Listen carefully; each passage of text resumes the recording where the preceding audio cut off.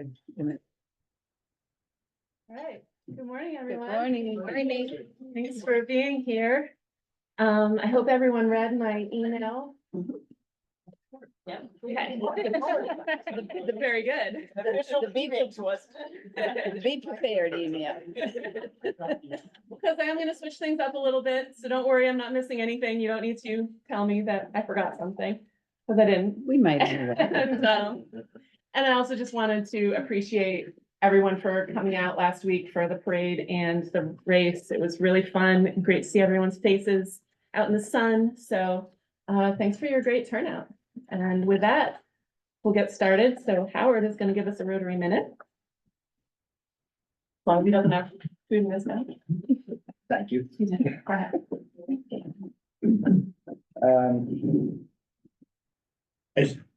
I struggled a little bit on how to do this. It was just, I got something out of the Rotary. Speak up just a little more. I try. I got this a little bit out of the Rotary magazine, which is where I try and get these kinds of things a lot of times. So this was just kind of what I picked up from one of the articles in this past month's magazine. It was, there was a blurb about the new aide to our new president of Rotary, Stephanie Urchik, and this guy's name, interestingly, was, I don't know if anybody read this, was Tom Gump. He kind of made fun of it. Yeah. You know, Tom Hanks is Right. Forrest Gump. So it was kind of cool. So this guy's a lawyer and, you know, he's become.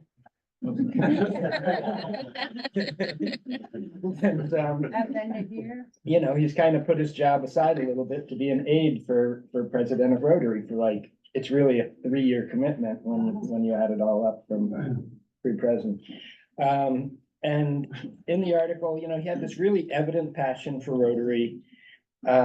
He met the president to be at a president-elect training seminar, which for the people who have been president would recognize that as something that's a pretty inspiring weekend of learning about Rotary and how to conduct our meetings and how to conduct our clubs.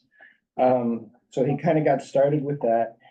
He had a Rotary epiphany on his first international service trip, which I've brought up international trips before, and I kind of think of them that way as well, that there's nothing like a trip like that to fire up your Rotary being. Not that everybody in this club needs a lot of firing up that way.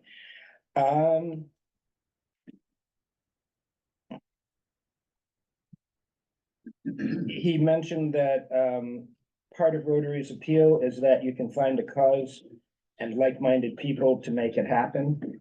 And that just made me think about this club a lot. It's like, there's a lot of like-minded people who work in a common direction and make a lot of things happen. And it just seems like it permeates Rotary everywhere. And it's just interesting to see it at a high level like that at the president's level. He said Rotary is like family. We say that a lot around here too, but there's a lot of commonality in what he was saying and in what we seem to feel about our club. Just, there were a couple of traits that were kind of indicated throughout in the way that he is approaching his job, and it just was, I'm not supposed to do an inspiration, but nonetheless, it was inspiring to me. He was just very well thought out. He's very organized. He said he was going to treat it like a full-time job.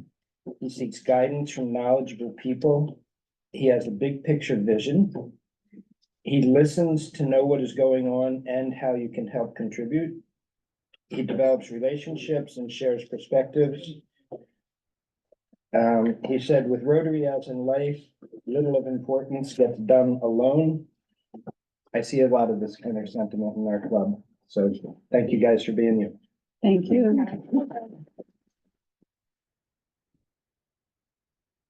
Okay, I realize that I missed a guest. So what was your name? My name's Andrew. Nice to meet you, Andrew. Who invited you today? I'm with Thomas today. Awesome. Thanks for coming. And then I'm going to hand it over to Ted to introduce us.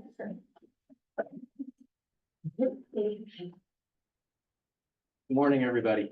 2 points of personal privilege before I do the introduction. One, I'm dressed all fancy and important because I have to leave early to do important lawyer things. In fancy lawyer things? Fancy, yeah. Yeah, you're out of uniform. Yeah, so and I don't suffer from any kind of imposter syndrome. I'm not worried that somebody's gonna stand up in the back of the room and go, wait a minute, that's not a lawyer, that's Ted.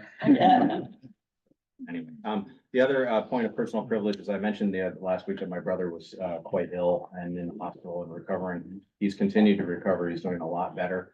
Had a great conversation with Howard at the 4th of July parade, and Howard said, well, what kind of bacterial infection did he have? And I had to tell him it was a bacteria that's very common in people's mouths. And that made me wonder what kind of morally inept dentist my brother has. Howard. Maybe if you had been practicing, he wouldn't have gotten sick. Anyway, so thank you. Our speaker today is Thomas Renner. Thomas is the Deputy Mayor of Winooski and is a candidate for Lieutenant Governor on the Democratic primary. He previously served the community of Winooski in Safe, Healthy, Connected People Commission. He lives in Winooski with his husband, their dog Charlie, and 6 chickens. I'm glad you live there with your 6 chickens. Wouldn't be allowed in Will. We got big fights about that. Dedicated his career to public service. His first job was after graduating from UVM was working for Senator Patrick Leahy, and most recently serving as a community liaison for Congresswoman Becca Balin.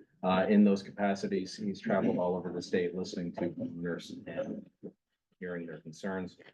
On the Winooski City Council, he's been a champion of pragmatic development, help with the housing crisis, small business growth, and equity work across the city.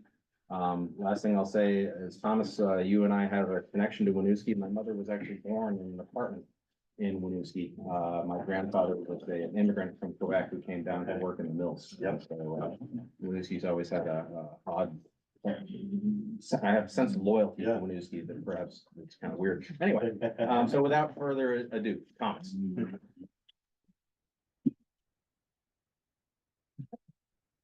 Hello, everybody. Good morning. Good morning. Thank you for having me here. Ted, thanks for inviting me here. You went over a lot of my background, so thank you for that. But I'd like to start by just saying how we recognized the anniversary yesterday of all of the flooding that happened last year in Vermont. And now it looks like we're dealing with a lot more flooding. We don't know to what extent yet. But last year, one of the things that I did with Senator Keisha Ram was really got involved in trying to distribute supplies across the state to places that were flooded. And one of the events that we did here in Williston at Walmart, where we collected school supplies, there were some great Rotary members right from this group here that I got to meet. I'm just thankful for organizations like this all the time, because I think we know that community is helped, not only by government, but by organizations of people who care about their communities. So thank you for everything that you do with the Rotary Club.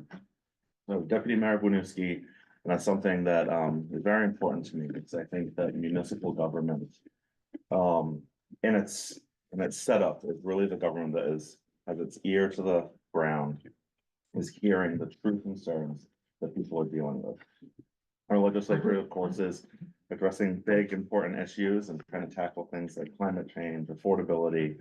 But at the local level, I hear from folks about how they can't pay their bills, how they're trying to figure out how to send their kid to college. And these are things that resonate with me, because I've had these conversations at my kitchen table as well. Sent myself to college, but I'm trying to figure out how to pay for student loans, trying to figure out, how to make the day-by-day work as a regular Vermonter. And it's that type of voice that I think we really need in Montpelier. It's a voice that fully understands what people are dealing with day by day, what the regular Vermonter is dealing with day by day. And that's a voice that I represent. It's a voice that I have, and that I deeply think we're missing in Montpelier. And I focused in Winooski on affordability, on housing, and on our small business community. And you spoke about Winooski a long time ago. It wasn't too long ago that a lot of folks would drive around Winooski. That it wasn't a place that you wanted to go through in your car, let alone stop and spend any time. The city council currently and previous city councils made very expensive investments into making sure that we could build our community, create a safe, thriving business community, create housing for people that made sense for our location. We did that investment, and what we've seen is that when you see where we have housing, where we're continuing to build housing, where we have small businesses that are thriving, we have small businesses that are opening up. I don't want to say monthly, but pretty regularly. We've created this space where small businesses can thrive, and I focus on small business so much because small businesses truly are a huge part of the bedrock of a community, right? If you've been to Winooski recently, it's likely you've come to one of our restaurants or bars or retail shops. And as you've been there, you've seen residents of Winooski walking around, enjoying themselves. It's part of that investment that has made that possible. And I think the investment and the planning that we've done in Winooski is something that we can take statewide. So we know that we have a housing. I used to work at the hospital for a little bit, and I was involved there in dealing with our doctors, bringing them in, helping them have a good life so that they could assist folks as they're serving them for their healthcare needs. And time again, as we're trying to recruit doctors, we're trying to recruit nurses to come to Vermont to alleviate the long wait times that many people are experiencing at UVM, we get these great candidates. And what would happen is they wouldn't be able to come to Vermont because there literally was no housing for them. So I like to talk about housing, and we need housing for every income level. We need affordable housing, but we also need housing for doctors because it turns out they can't live in affordable housing. They don't qualify. So we need to have a housing plan that addresses the housing at all ages and all stages of folks living. And I think that we can do that in the method that we've done in Winooski, where we've concentrated on our main streets and on our downtowns. A lot of people are concerned about huge developments, changing what Vermont looks like. It doesn't need to be that way. We can develop and keep Vermont's natural beauty intact. So that's one message that I've been talking about as I've been going across the state is housing and how important it is that we invest in our main streets and in our downtowns. Affordability is another thing that I talk about. In the most recent budget session in Winooski, we were looking at a 15% local income, local tax rate increase. And I was talking to folks, I was talking to seniors, and they were telling me at the end of our social security check, we have $30. This increase will be $50. Where am I supposed to find the extra $20? So I worked with my colleagues, and one thing that I've always been proud of, and something that I learned from my first mentor, Senator Leahy, is bringing people on opposite factions together and into the middle. When we bring two opposing opinions together, that's how we get the best policy forward. And that's what I was able to do in the last budget session in Winooski. Got the tax rate down to 8%, which we were able to give our residents the resources that they deserve. And we had to hold back on some things. But that is what I saw that was very necessary in that moment for our residents as people are dealing with an affordability crisis right now. I talk about bringing two groups together because I think the Lieutenant Governor's office should serve as that person. Lieutenant Governor, as I've spoken to many Vermonters, folks think that the Lieutenant Governor is sitting down with the governor almost weekly, meeting with the legislature and bringing those two people together. That's not something that happens currently. When Phil Scott was Lieutenant Governor, he was in cabinet meetings, meeting with folks. Because if you're going to be Lieutenant Governor, the main and the most important part of that job is assuming the governor's office. If something were to happen to the governor, you can't do that if you're not meeting with the governor. You can have years of experience in the legislature behind you, but if you're not meeting with the governor, and you don't know what the governor's staff and the governor's office are working on, it's going to make that job incredibly difficult. Through my role with Senator Leahy and my role with Congresswoman Ballin, I've worked with the governor. I've had many conversations with the governor and his staff. I'm a Democrat. I'm not going to say I agree with everything the governor does, but it's important that the person in the Lieutenant Governor's office can have a relationship with that office and can have a relationship with the legislature. Bring those groups together so we can have those folks talking more often, more frequently, and hopefully avert huge vetoes from the governor's office. Another thing that's very important to me, I just met recently with a group of business owners and the police chief and the fire chief in Winooski and the surrounding areas.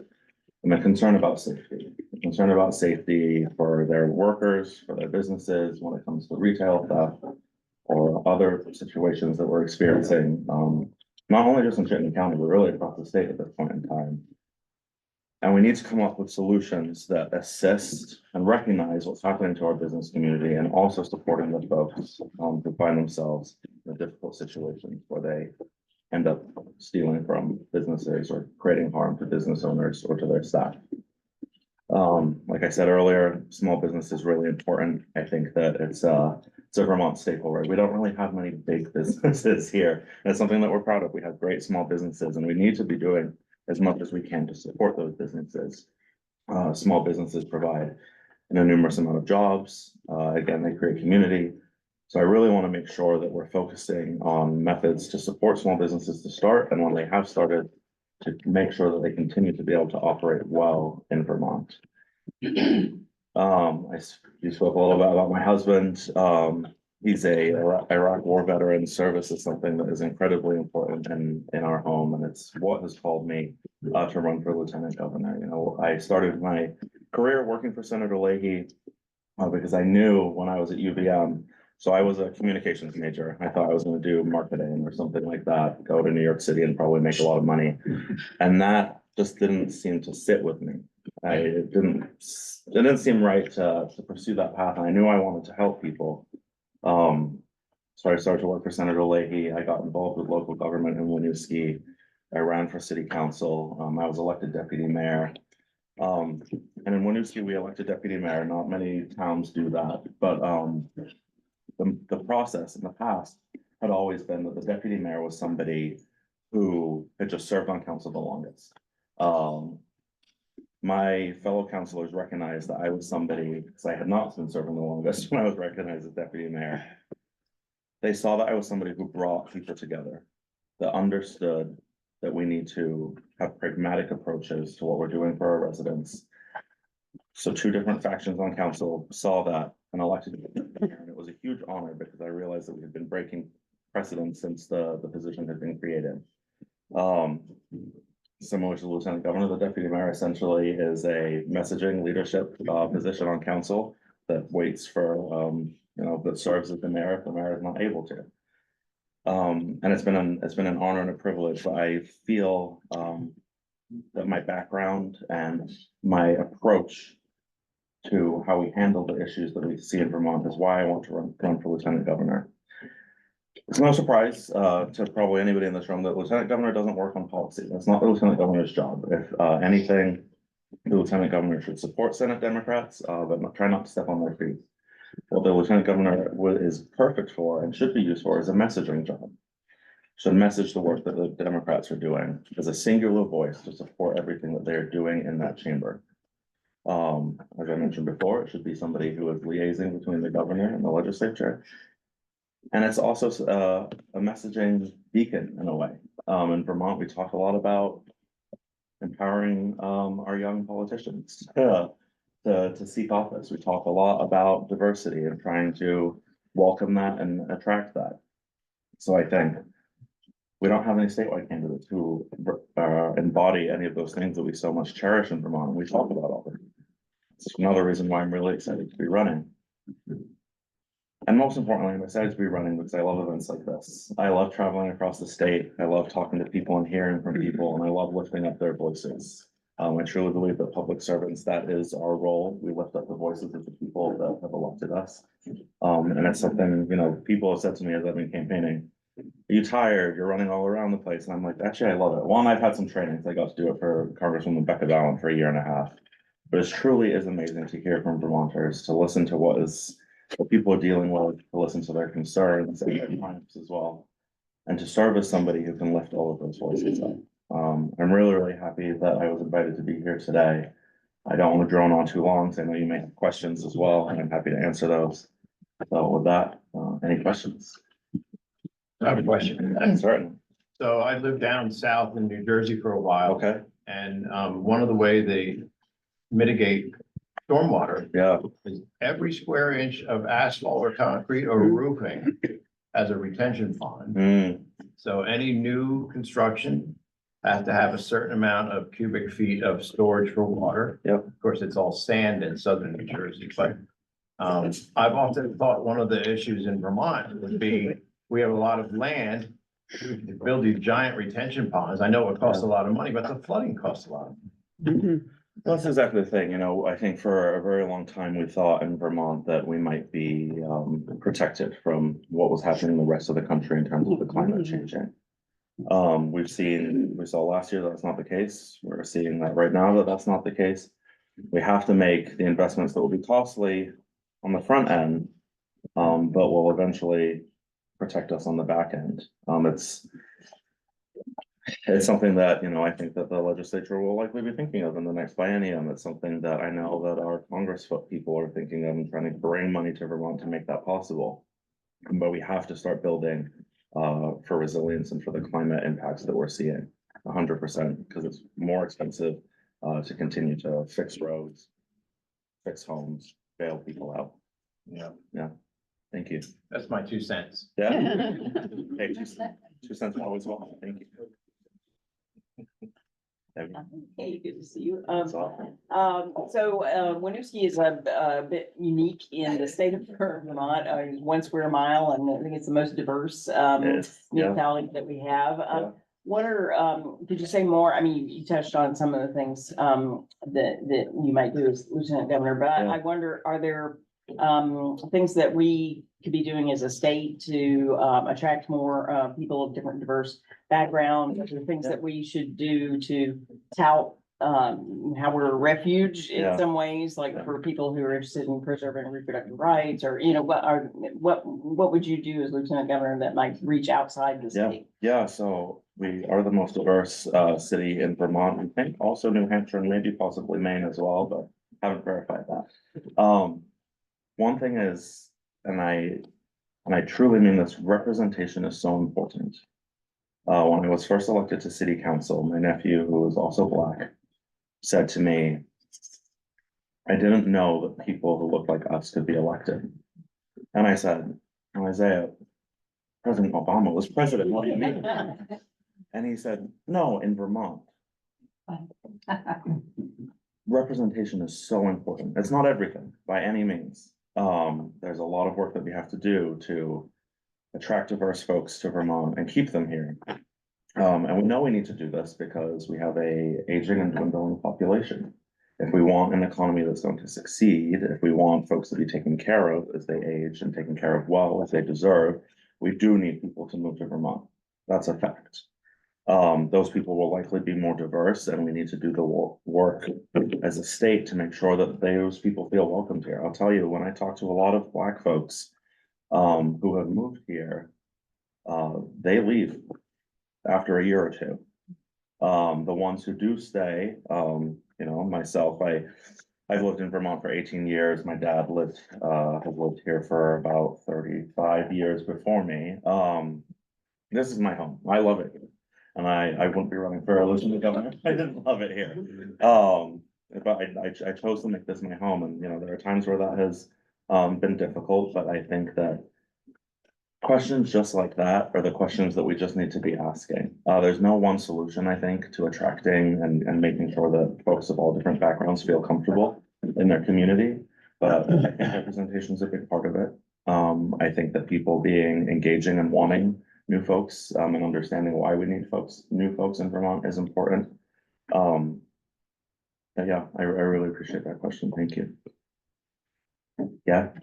I know that in the past, the governor, although he's a Republican, has very strongly voiced his opinion about dealing with Donald Trump. Mm-hmm. And so it occurred to me too that, seeing as he's talking about retribution and everything, I'm wondering how that's going to impact Vermont in particular, but a lot of these states that really have expressed some reticence about that. I'm very concerned about the whole country, but in particular, and I vote for Governor Scott because I think he does a great job, and he came here and stuff. Yeah. Anyway, so I'm just wondering whether there's any thought process going on here in Vermont.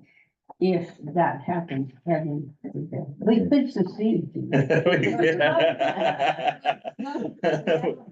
Canada may take us, you know. We'll learn French. Yeah, I mean, you know, we're, as a Democrat, we're dealing with a lot in our party at the moment, who might be our nominee and the concerns there. What I do know is, it is hugely important that we do not elect Donald Trump, to another 4 years. If you haven't heard about Project 2025, I would highly recommend you Google it. The plan, you know, when Donald Trump came to office the first time, he didn't know what he was doing, and the folks around him didn't know what they were doing. They now have a plan that is fully laid out to completely alter what American society would look like. You know, I don't want to succeed particularly because I am a patriot. I do believe in the promise of our nation, but I understand there's a lot of fear. I have a lot of fear. Project 2025 would eliminate my marriage.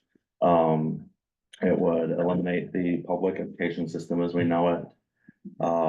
It would change federal workers' security in their jobs as we know it. It's drastically important that we make sure that that just never happens. You know, as your comment about voting for Governor Scott, it turns out a lot of people do. People really like him. I've heard he's the most popular governor in the nation. Yeah. And there's reason for that. You know, especially, you know, a Republican who defies Donald Trump, and we need more of that in the Republican Party.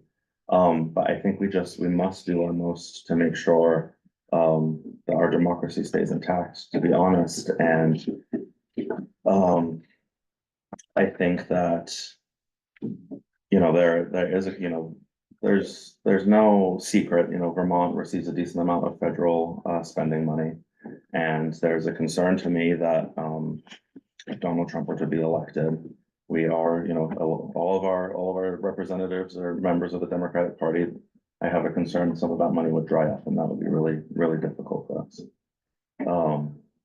I don't know if that answers your question entirely, Thank but you. Thank you for doing what you're doing. I'm more than happy to. Thank you. I saw your hand. So I kind of walk both sides of the political spectrum, Yeah. I would say. I definitely see good parts to both. Yeah. So in our recent budget woes, trying to get towns to pass budgets. And looking at what happened with the vetoes Yeah. that Governor Scott went out.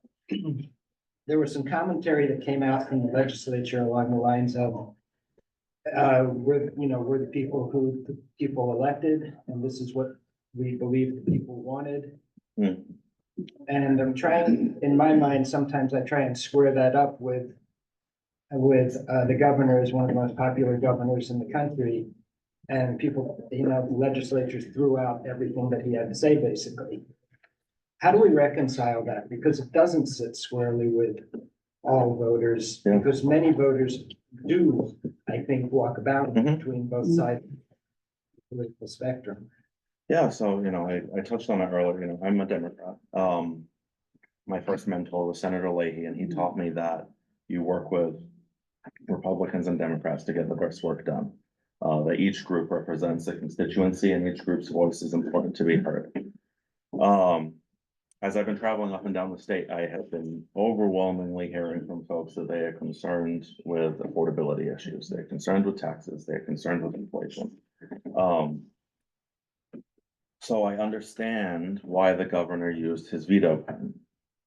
What I would like, and what I think is missing from the lieutenant governor's office, is bringing and maybe pulling the governor's staff into the conversation earlier, so that we don't get to a situation where he believes, you know, as the most well-liked governor in the nation, that his only option is a veto pen, and that the legislature doesn't feel like they are up against a wall with these vetoes all of a sudden. Communication is you know, we learn about it in elementary school, right? Communication is key. It really is. And I just think that there's a breakdown in the communication there, and it's on both parts. But I believe, and I think I know, that the lieutenant governor should be the person trying to broach those communication breakdowns.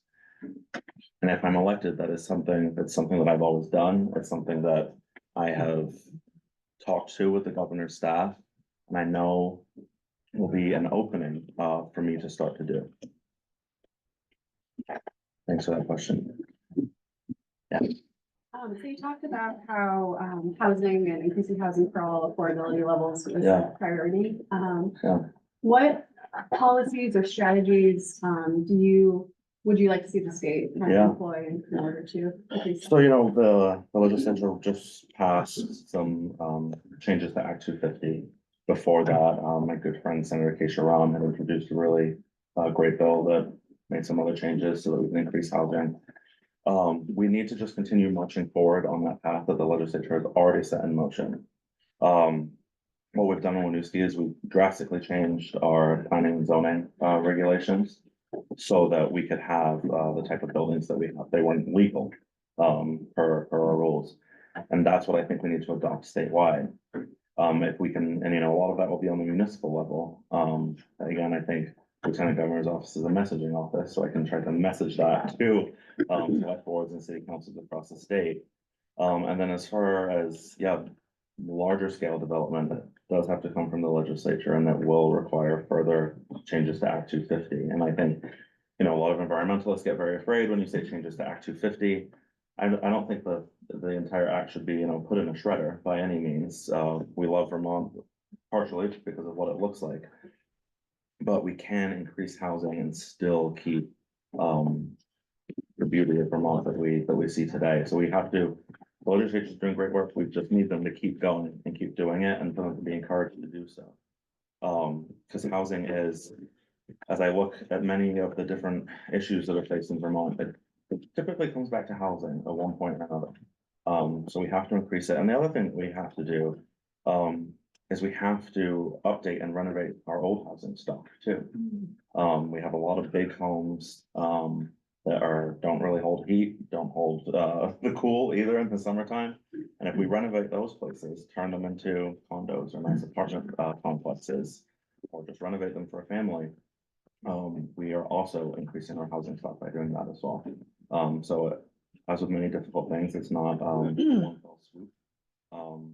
And I think we're marching towards where we need to be, but I think we just need a little more pressure in doing that. Thank you. Any other questions? Time for about one more question. All right. If anyone has. Oh, sure. See anyone with hands up? You should remind people of when they're gonna vote and who your opponent is. That's- I know you're not supposed to say the person's name. You are in a primary, and so it's a Democratic primary you're looking at, right? Yeah, the Yeah. Democratic primary is August 13th. To your point, there And you is a can vote primary. now. You can vote now. In some places, ballots have been mailed. I don't know if that's the case in Williston, but you can vote now. You did mention it. My opponent is David Zuckerman, who's currently Lieutenant Governor. He's running in the Democratic primary. I've been a Democrat my entire life. I've been a part of the party. I previously served as the chair of the Winooski Democrats. I'm on the executive board of the Chittenden County Democrats. So I'm a tried and true Democrat. That said, I have nothing against anybody in any other party. I actually think that we need to strengthen our bonds with the other parties in order to get stuff done. Are there any other stray people who are in the race, or is it just the two of you? But you can sign up.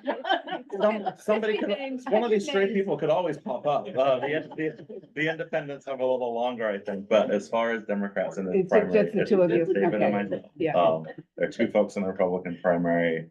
The progressives have some folks running who are. And in really some running years, their they have seats. like 8 people running for governor, and you've never heard of them, Yeah. when you get, so, Yeah. thank you. Yeah, thank you. Thank you. Well, this has been great. Thank you so much, everyone. I really appreciate it. Will you pick our winning raffle? Oh gosh. Don't hold this against me. See, 8337445. 8337445. Pick another. Nobody? Pick another.